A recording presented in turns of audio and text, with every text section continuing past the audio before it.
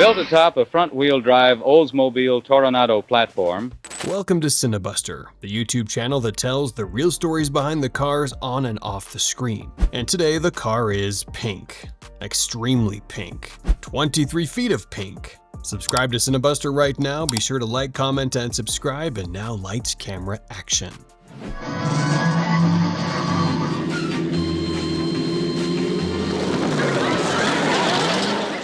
There was a specific moment in American television history when every show worth watching had its own custom car.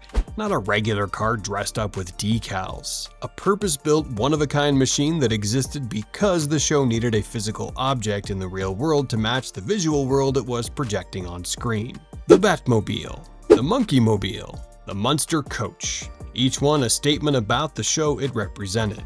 When the Pink Panther show debuted on NBC in 1969 as a Saturday morning cartoon, the same logic applied. A show built around the most suave, most stylish, most unflappable animated character on television needed a car that could hold its own against that identity. What they built was not a car. It was a monument to the idea that restraint is for other people.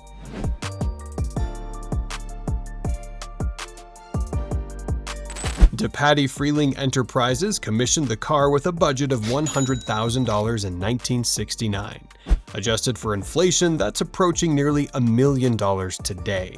The design fell to Ed Newton, known in the custom car world as Newt, a man whose work included Ed Big Daddy Roth's Orbitron and Surfite, and who would later design Galpin Autosport's Scythe concept and numerous other landmark customs. Newton brought in a team that reads like a Hall of Fame roll call of the American custom car world. Dan Woods, who went on to build the infamous milk truck and ice truck. Joe Balon, the man who invented candy apple red paint, one of the most widely used custom paint finishes in automotive history. And Bill Hines, known as the Lead Slinger, one of the foundational figures of custom car craft. Bob Reisner of California Show Cars built it.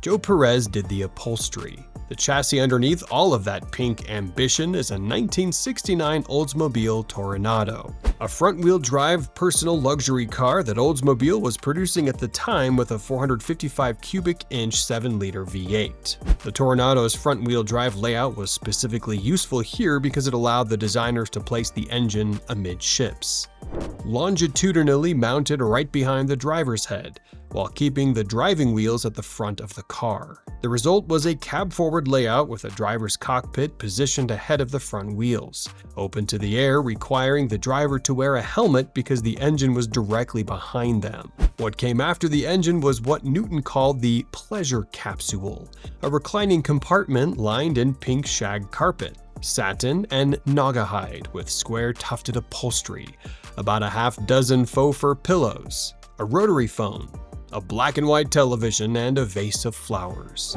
Instead of rear-view mirrors, the driver had a camera feeding a black and white monitor mounted in the cockpit. The car was 23 feet long, 6 feet wide. The word they used at the time was flamboyant, which tracks.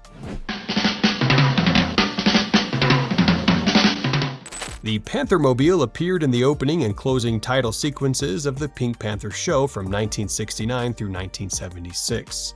7 seasons of Saturday morning television. The driver in the animated sequences is a young boy. The live-action insert showed the car being driven in real environments to bridge the animated world with the physical one. The car toured extensively during its active years, appearing at car shows across the United States where audiences who knew it from television could see it in person. The model kit market responded immediately. Multiple manufacturers produced scale versions, and the Panthermobile became one of the most recognizable show cars of its era outside of the Batmobile. Subscribe to Cinebuster right now, and if this video is less than 7 days old when you're watching it, share it and hype it. First week engagement makes a genuine difference, and we appreciate every one of you who passes it on.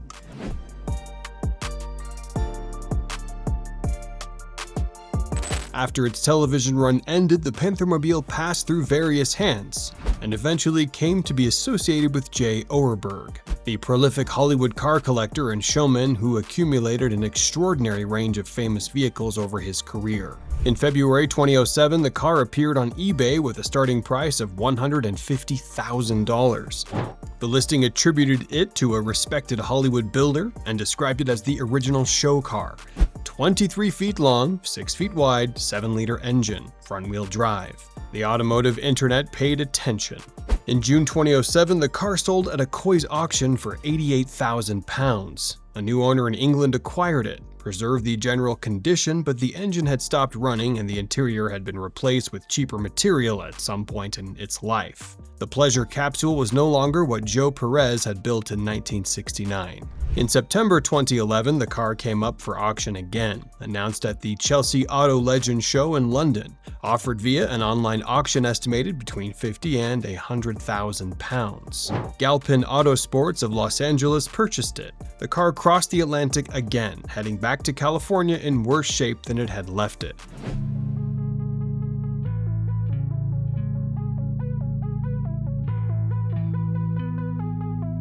The bulk of the restoration at Galpin fell to Dave Shutton, who jumped on the project without hesitation. The all-steel body was in reasonable shape, typical old restoration work, manageable. The Oldsmobile engine received an Elderbrock manifold, Cal Customs valve covers, and various custom brass parts to bring it back to running condition. The exterior received a fresh coat of PPG water-based paint in the correct color. And for the pleasure capsule, the interior that Joe Perez had built in 1969, and that had been replaced with cheap material at some point during the car's travels. Galpin made a decision. They hired Joe Perez, who was 90 years old at the time, to redo his own work, because the Panthermobile is a very large car and the interior is very complex. It took a long time. Shutton noted that Perez's involvement added considerable pedigree to the restored car. The man who built the original interior was the man who rebuilt it. In November 2016, Galpin unveiled the completed Panthermobile at their annual car show, parked next to Ed Newton's Orbitron, the other landmark custom that Newt had designed decades earlier. The two cars together represented a significant portion of the most important custom work of the 1960s and 1970s, sitting side by side in a Los Angeles dealership museum. The Panthermobile is currently in the Galpin Autosports Museum collection in Los Angeles, the same city where it was built in 1969, on a Toronado chassis that nobody imagined would spend its life underneath 23 feet of pink sheet metal housing a pleasure capsule with a rotary phone. The pleasure capsule is back. Joe Perez built it twice. Thanks for watching. This channel grows because you share it, and every comment gets read. Subscribe to Cinebuster for more stories like this one, and we'll see you in the next one.